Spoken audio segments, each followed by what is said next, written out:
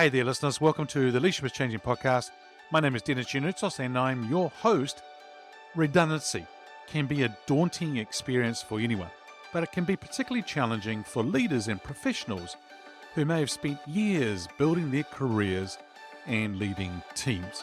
However, redundancy is not an end, but a transition. Interesting concept, and we'll talk about that more throughout the whole episode. Now, we're seeing organizations who are downsizing around the world, and today's episode is more for leaders navigating those waters of redundancy.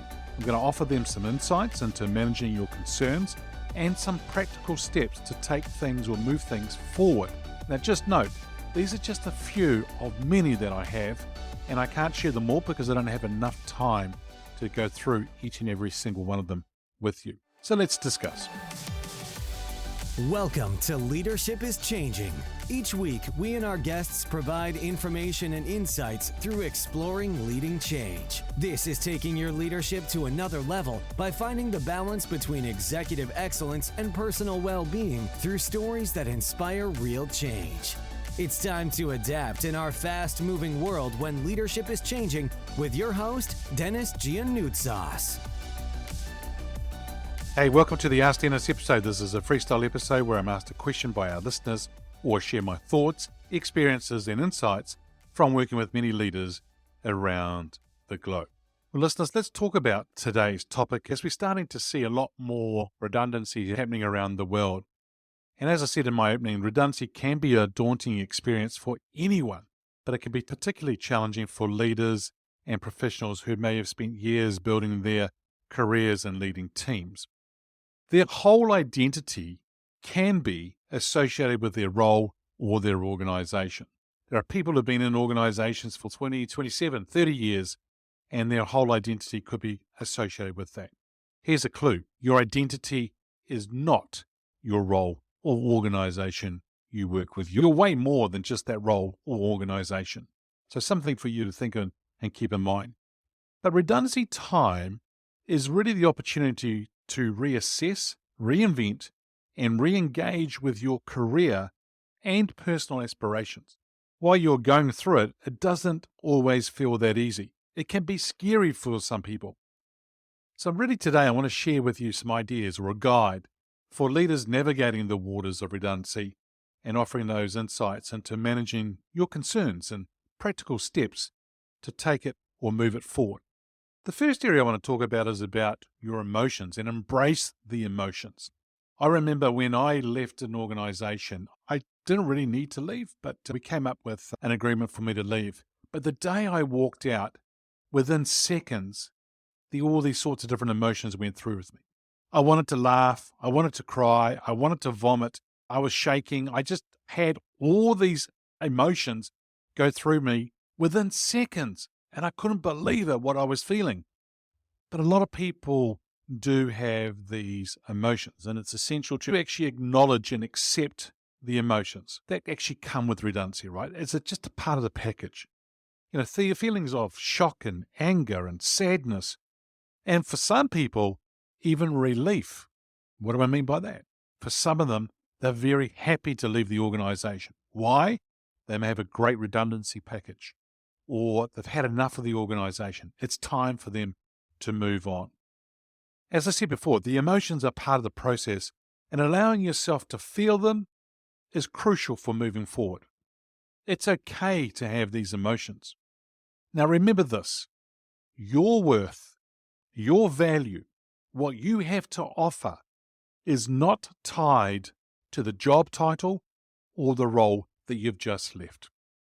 Another area for you to think about is your financial situation. You may want to assess your financial situation.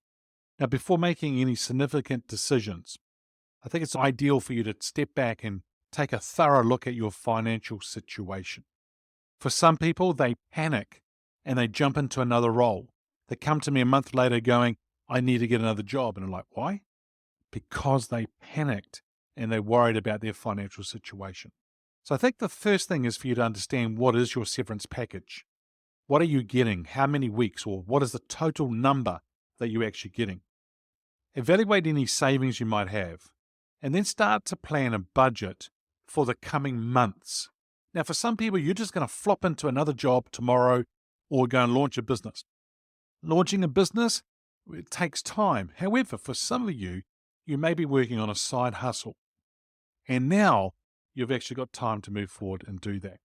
See, financial planning can actually help you alleviate any stress and give you that breathing room that you need to plan your next steps carefully. The other area I think you should think about is it's time for you to reflect and reassess. Even though you've got a whole lot of stuff going on, a whole lot of emotions, a whole lot of thoughts going on, use this time wisely to reflect on your career path. In other words, what are the next steps? Where are you wanting to go? What are some things you might want to do? What have you enjoyed most in those previous roles you've been in? What would you like to change going forward? Think about the skills, the interests. What about your values? What are they and how do things align to that? You see, the whole reflection time can actually start to help you get clarity and help you identify new opportunities that can align more closely to where you actually really, really want to go next. The next area would be about your toolkit and actually updating your toolkit. Yeah, you can update your resume and your LinkedIn profile and maybe any other kind of material or items you might need that actually reflect your most recent experiences and accomplishments. Now, what I'd like you to do is to think about things a little bit more about the narrative you want to tell about your career. Too many people go in there with a resume that is actually more about dates. You're actually there to tell a story. And so think about the whole period, even the period of the transition that you're going through. Understand that this is an opportunity for growth and development and actually developing your toolkit. It's an awesome time to learn new skills, enhance the existing ones, whether that be through formal education or some self-directed learning by listening to this podcast or coming on one of my programs. The next area is massive for a lot of you, and a lot of you have left it too late. Does it matter? Well, maybe I should have done this many years ago. Yeah, you should have, but that's okay because you can start now. And here it is. Network, network, network. What you need to do is reach out to your professional network. That means former colleagues, industry peers, and mentors. Networking is not only about finding a job opportunity, but it's also for you to start understanding and gathering information, maybe getting some advice from various people, but it's about you staying engaged with your industry. Now, you can attend some industry events if you want. You might want to join some professional groups. And then also you might want to start thinking about, other interviews you might want to be involved with. But you know what? All this kind of information gathering through networking, upskilling your toolkit is actually going to help you in interviews going forward as well. When you are at these events, please don't come across as being desperate. For some people, they're like a little dog or a puppy with its tongue hanging out because they see a bone in front of them. In other words, it's a job or an opportunity. Do you have a job for me? People are going to be turned off. Be very careful.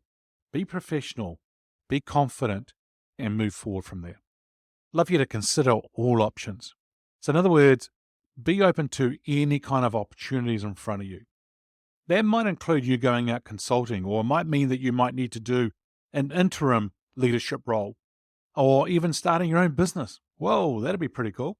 You see, sometimes redundancy can be the actual push that you might need to go after that entrepreneurial venture that you've been wanting to do or you've been thinking about for a while. Or it could be the opportunity for you to make that significant career pivot. In other words, you could go into a totally different career, totally different role, go and do something. I've worked with people who have gone from IT leadership roles into nursing. I've worked with people who have gone from actually being as a CFO in an organization to actually going and starting their own business. So there are significant career pivots that you can actually take.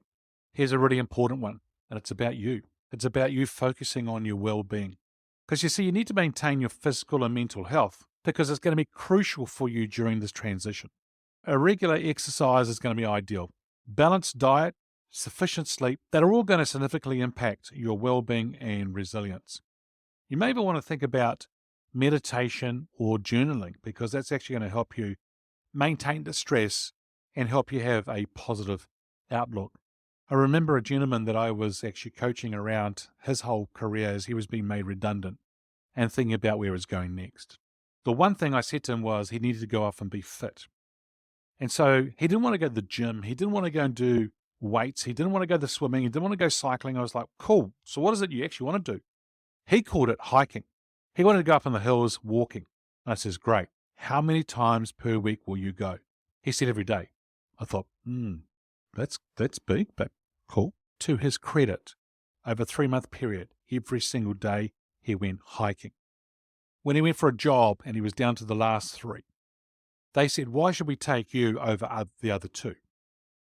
And he said, the other 2 are probably going to come into this role burnt out, feeling tired, exhausted, not bringing their A game. I am the fittest I've been in my life for a long, long time. I'm rested. I'm ready to go. I've been keeping myself understanding what's happening in the industry. And I am ready to hit the road running, and I will grow your business. Well, guess who got the role? He did. Why? Because he was in a mindset that was fantastic. And a lot of that came from him focusing on his well-being. Now, while redundancy can be an unsettling experience, as I said before, it offers that unique opportunity for you to pause and reflect and then start to work towards a fulfilling career path. By being strategic, being thoughtful, and taking those steps, you can navigate this transition effectively, leveraging your leadership skills and experience in that new and exciting direction or directions. Now remember, redundancy is not a reflection on your abilities or your value as a professional. It's a chance for you to redefine your career on your terms. As I said before, remember, it's not the end, it's a transition. So here's your call to action this week.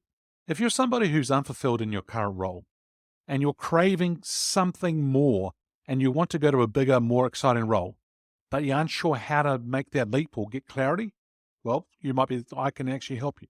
Or if you've been made redundant and you're not sure where to start, but you'd love to get some clarity around your next steps, you would like to step forward with purpose and confidence, you would love someone to hold you accountable and support you and help you through this process. Well, I've got a program, and the program is called Executive Crossover. I can take you through step by step around some areas. Here are some of them. Getting you clarity about where you're wanting to go. Working on your mindset, your brand, and building your brand, because your brand is very important. But how do we position that in the market? Preparing you for interviews, preparing you to launch your business if that's the track you want to take. What are you going to do in your first 90 days if you're successful in the role? Or what are you going to do in your first 90 days if you launch your business? Going to give you some one-on-one coaching around this, but also provide you some resources to help you move forward. Now, I've currently got a few spots to help people out. And if this is you and you're wanting to have a chat with someone who's coached hundreds of leaders globally about their next career change, now that's whether they wanted to go to another role or they wanted to start their own business, then please feel free to connect with me. We can get on a free 30-minute strategy call and we can discuss your needs and what they are, and then also how I can help you make the leap. Hey listeners, well that's it for this episode. It's always a pleasure being with you. Thanks for joining me on the Leadership is Changing podcast. Until next time, bye for now. Thank you for listening to this episode of Leadership is Changing with your host, Denis Gianoutsos. Each week, we and our guests provide information and insights through exploring leading change, inspiring executives and leaders to adapt and lead a bigger game in a fast-moving world.